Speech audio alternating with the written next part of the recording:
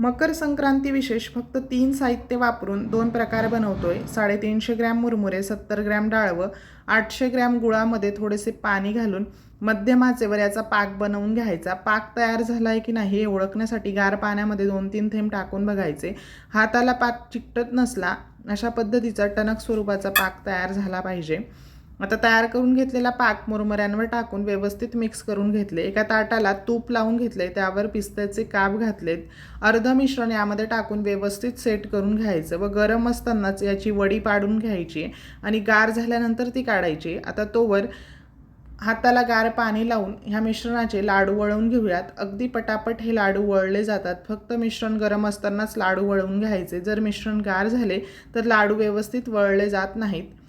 बघू शकता मस्तच अशी कुरकुरीत चिक्की आणि मुरमुऱ्याचे लाडू आपली इथे तयार झालेत. व्हिडिओ आवडल्यास जास्तीत जास्त शेअर करा. धन्यवाद.